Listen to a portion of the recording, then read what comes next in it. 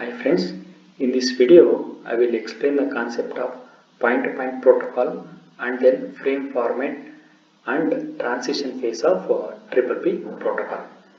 So point-to-point protocol shortly we will call as a Triple-P protocol. So millions of internet users who need to connect their home's computer to the server of an internet service provider uses a point-to-point protocol.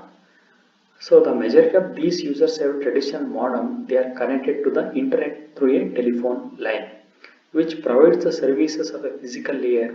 But to control and manage the transfer of data, there is a need for a point-to-point protocol at the data link layer. So whatever the router we are going to use at the home or the office, so which is going to perform the task of this. And then some of the services. So first, which is going to indicating under the frame to be exchanged between the devices. So from mobile user or maybe laptop or maybe workstation to the Wi-Fi router, and then two devices can negotiate the establishment of link and exchange of data, and then the network layer data are encapsulated in the data link frame. Two devices can authenticate each other.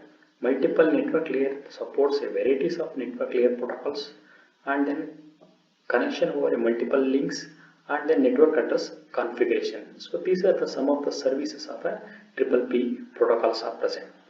So next I will explain the frame format of triple P. So this diagram we need to write it. So it is look like a whatever the previous the protocol we have discussed HDLC almost similar, but a little bit changes with respect to that. So we will be contain the flag, address, flag which will contain 1 byte, address also which will contain 1 byte, control which will contain 1 byte, protocol 1 or 2 bytes, payload which will be variable, and the frame sequence which is 2 or maybe 4 bytes, and the flag will be behind the 1 byte. So next let us see what and all the individual the explanation for these fields. So first it is going to indicating under the flag. A triple P frame start and ends with an 1 byte of flag with the bit pattern 0 followed by 6 ones and then 0. As previously we have discussed, flag field which is going to contain this pattern at the time we are going to indicating at the starting frame, and then whenever at the end of the this pattern has been repeated, then which is going to indicating at the end of a frame. And then second, address. The address field in this protocol is a constant value and set the all bits are 111. So next control, this field is set to the constant value 11000000. And the next protocol, the protocol field defines what is being carried in the data field, either user data or other information.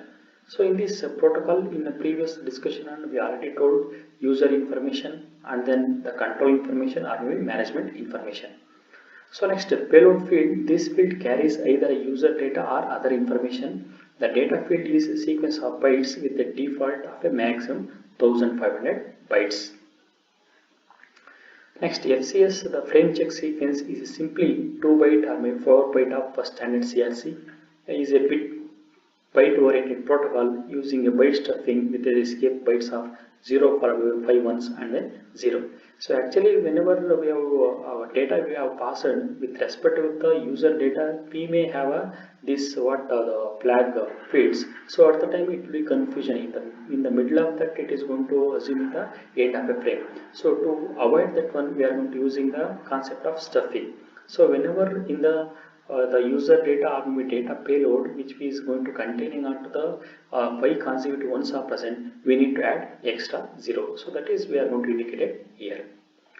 So next in the question they already asked describe the transition phases. So we need to write this diagram. Initially it will be test state and then establish, authenticate, network, open and then terminate, and then corresponding success are present which will go to the next state. Whenever the failures are present, it will comes to the again beginning of the state.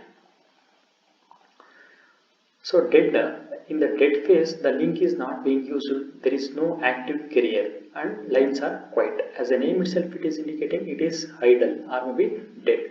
Establish, when one of the nodes start the communication, the connection goes into this phase. In this phase, options are negotiated between the two parties. If the negotiation is successful, the system goes to authenticate the phases are directly into the networking phases.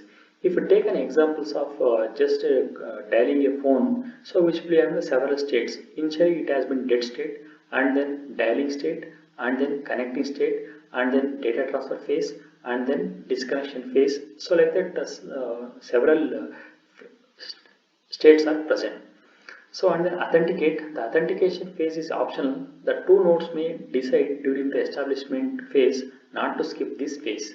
However, if they decide to proceed with authentication, they send several authentication packets. So they need to, whichever the device it is going to authenticating, so they need to exchange some authentication variables or maybe data. Network. In the network phase, negotiate for a network layer protocol take place. Triple P specifies that two nodes establish a network layer agreement before data at the network layer can be exchanged. And then open state. So in the open phase, the data transfer takes place. When a connection reaches this phase, the exchange of packets can be started. And then the connection remains in this phase until one of the endpoint wants to terminate the connection. So next, terminate. In the termination phase, the connection is terminated. Several packets are exchanged between the two ends of the house, cleaning and then closing the link.